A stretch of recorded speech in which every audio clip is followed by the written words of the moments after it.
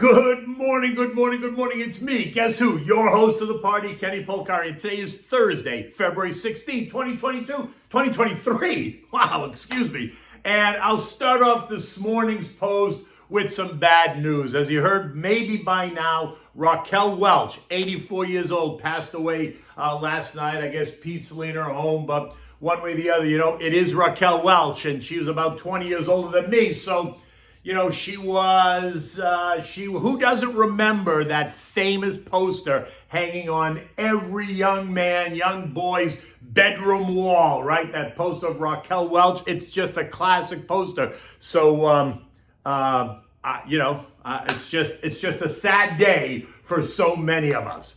Anyway, what else do you need to know? Well, retail sales surprise to the upside, but is it what it appears to be? PPI is due out today. Is that going to mimic what we heard from the CPI on Tuesday? That's also going to be an interesting. And what do we have for dinner tonight? We're going to have the Rigatoni alla Vodka. It's a simple, classic dish that never disappoints. All right, so it was a great retail sales report. And rates go up, and the NASDAQ is the winner of the day. Oh boy, there's like a disconnect here, right? Let's talk about that. The consumer is alive and well. Retail sales, seasonally adjusted, were expected to come in at plus 2%. They came in at plus 3%. Ex-autos and gas was even more dramatic, coming in at plus 2.6 versus the expected up 0.9. Now, these were the largest monthly increases in more than 2 years, suggesting that the economy is just fine and the consumer is not tired, spending more money on food, vehicles, furniture, clothing, healthcare, and utilities. And that, my friends, is the key. Yes, the number's up on a first glance basis, but is it really up after you adjust for inflation? Yes, consumers spent more money on all these things, but did they actually buy more of these things or less, right? Is the cost of living so high that we spend more money just to stay in the same place? And that, my friends, is the question that we all need to ask. Now look, yes, rising prices push up sales figures, right? Because you spend more, you buy less. They are not adjusted for inflation. So you have to ask yourself, is the 3% jump in retail sales as strong as it appears? In addition, many analysts are now saying that the rise of holiday gift cards is another reason for the stronger numbers. And why? Because the Commerce Department does not include those purchases of gift cards when somebody buys them, so say in December. They include it when somebody actually redeems them in the store. That happens in January, right? After all the kids get these gift cards, they go spend them in January.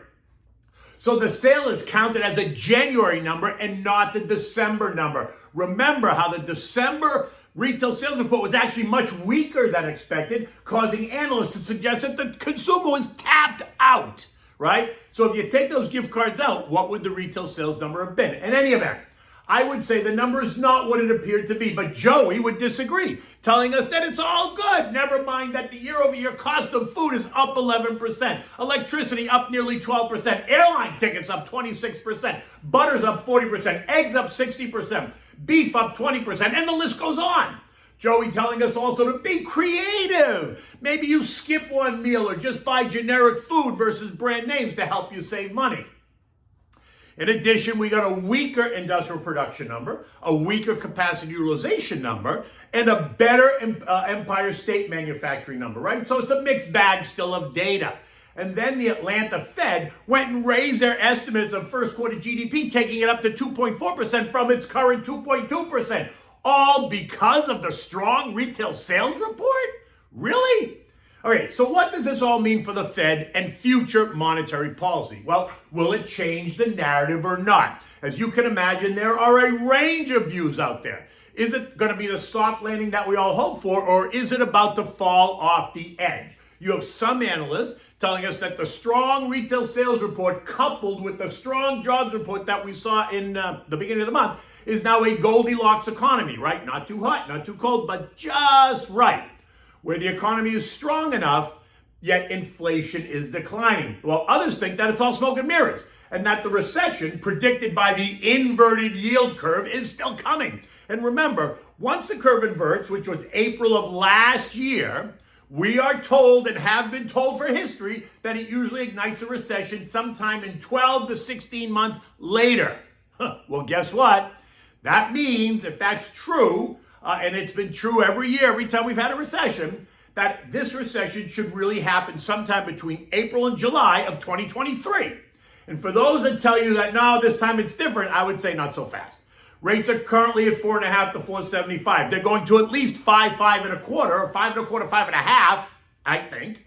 That's up another 75 basis points over the next 3 meetings before they even consider pausing. In addition, we've heard about layoff announcements all during the earnings season. And when these people who got laid off start to apply for unemployment benefits, which should happen now in the next cycle, we're going to see the unemployment rate start to tick higher. And let's not forget about the balance sheet reduction. That's something they haven't even talked about for months. In any event, investors continue to pick and choose what they want to focus on what day they want to focus on it, and what that means for the Fed. The retail sales news initially sent stocks lower, right? Think aggressive Fed. Testing the 4,100 level on the S&P before finding some support. And after investors got kind of a chance to digest the data, then they thought maybe the Fed's going to be less aggressive, right? Think dovish. And the final call was that the strong results in the sales data may not be as strong as the headline numbers suggest. So that must mean the Fed is going to change the narrative, and that sent the algos into overdrive, taking the indexes from negative to positive. By the end of the day, the Dow gained 40 points, the S&P up 11, the Nasdaq gained 110. The Russell added 22, while the transports tacked on an additional 48, nearly 50 points. And like I said, rates went up on the back of the strong report, and stocks went up, which is really kind of counterintuitive, right? The 3-month T-bill now yielding 4.62%, the 6-month yielding 4.3%, the 2-year has jumped to 4.63%, up from 4.6%, all while the Nasdaq gained 1%, taking it up 15.3% year to date, which is really a head scratcher, right? But maybe it's because they all got so slammed last year that this is just a bounce back that many analysts are trying to sell with the dovish Fed narrative versus the hawkish narrative that the Fed is selling us.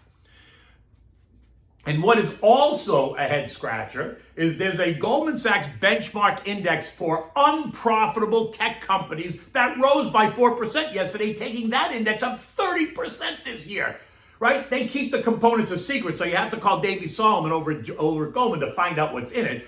But does that smell like stink to anybody? It's a benchmark of unprofitable tech companies, not profitable ones, and it's called the Goldman Sachs Non-Profitable Tech Index. The symbol on Bloomberg is GSXUNPTC, and it's up 30% year to date. Today brings us the all-important PPI number, right? And inflation at the producer level, and that too is expected to be up month over month, but down year over year, just like we're supposed to see in the CPI. The top line PPI demand at plus 0.4%, up from -5 last month. Year over year is up 5.4, down from 6.2. PPI ex food and energy up 0.3 month over month, and down to 4.9% year over year. But remember, the CPI was stronger in the year over year numbers, right? Something that caught the markets by surprise. So expect investors to be looking for that, the PPI number also. And I wonder if we're also going to start to hear about the super core PPI number, just like we heard about a super core CPI number, right? Where economists eliminate sectors of the economy that disrupt the picture too much in order to give them the result that they want and need to support the narrative in the event that the report is hotter than what they want. I pointed this out in yesterday's note, and if you missed it, basically here it is.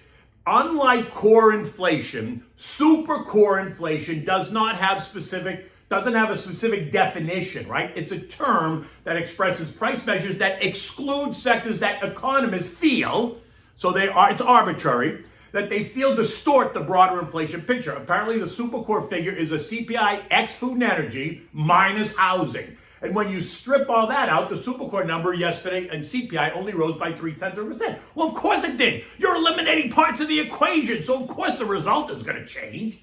So let's just see if they come up with a supercore PPI number read as well, because that's going to be very revealing. We're also due to get housing starts down 2%, the expectation. Building permits month over month up 1%. The Philly Fed survey of negative 7.5, and the New York Fed Services business activity of minus 17. Those are all a little bit better than they were last month, but they're still kind of in the negative territory. Oil continues to churn right here in the $78 range. The IEA, which is the International Energy Administration, telling us that crude stockpiles rose to the highest level since 2021, but they are quick to point out that the rise was due to a data adjustment rather than demand destruction, which is why you didn't see oil decline very much yesterday at all, right? It's all kind of smoke and mirrors. Remember, the Russians are cutting production by 500,000 barrels a day, and the strong China reopening is only adding to the demand story. Understanding that China is supposed to account for 50% of global oil demand growth in 2023. And this is going to keep a floor under oil, pushing it higher, what I think is going to be higher, and many analysts think is going to be higher in the months ahead. Oil's now trading in a very tight band. Support is at 77.40, resistance at 79.50. We're trading at 78.80, smack in the middle. A push up and through resistance is going to see oil pop to $85 in a hot minute. Now, the dollar index, the DXY, is holding steady at 103.75, above the trend line at 103.40, and the recent move up suggests higher rates are coming, right? So let's see what the PPI tells us today, because once again, that's inflation at the producer level. U.S. futures are down this morning as investors, traders, and algos continue to digest the latest report. Dow futures early this morning were down 20, S&P's down 15, the NASDAQ down 6, while the Russell is down 2, all as investors and traders and algos await today's important inflation data. European markets are up by about 0.5% across the board. France making all-time highs as that market is up 14% year to date. Analysts telling us it's because of the renewed strength and luxury names because of the reopening of China. Think LVMH, right, which is Louis Vuitton, up 22% this year, and Pernod Ricard, which is up 9% this year. The S&P closed the day at 4147, up 11 points. Nothing really dramatic. We remain in the broader 4,000, 4,200 range, and the longer we remain above 4,100, then the more 4,000 becomes a significant support in the event of a pullback, right? I think 4,200 is going to remain difficult for the markets to pierce on the upside, certainly in the short term as we digest the data and the Fed narrative for higher rates for longer remains, right? The jury is still out on whether the landing is going to be soft, hard, or just a long landing, which will feel like death by 1,000 cuts. I continue to think we're going to test 4,000 on the S&P again over the next couple of weeks, and where I think it holds. As a long-term investor, I'm happy to let the names I like come to me rather than chase them. I don't chase names higher. I'd rather buy them on a pullback. And you know me, I continue to favor the stuff that people need, right? STPN, which includes energy, utilities, healthcare. And I would kind of complement that with aerospace and defense, cybersecurity, and artificial intelligence are certainly places that people should have some exposure. Remember, building a long-term foundation, dollar cost averaging into it, and reinvesting all your dividends is the plan. Buy names on weakness as long as the weakness is not the result of a fundamental shift in the sector or your individual stock, company that you're looking at. Okay, so what do we have for dinner tonight? We're having the Rigatoni alla Vodka. This is a classic dish. I love this dish. It's easy to make, and it's a fan favorite. It works great as a starter dish. It works great at a nice dinner party. You can make a lot of it, and people put it on a buffet, and it really presents beautifully. For this, you need a pound of rigatoni. You need 2 or 3 garlic cloves. You know me, more is better for me. You want to chop those up. You need butter, olive oil, diced prosciutto or pancetta, if that's what you have. You need heavy cream that you've brought up to room temperature. You don't want it ice cold when you add it. You want your favorite vodka. Tito's always works well in this one. Shredded, fresh grated Parmigiana cheese, salt and pepper, and a can of crushed tomatoes. Not puree, crushed. You want to begin by bringing a pot of salted water to a rolling boil on the back burner and let it sit there until you're ready.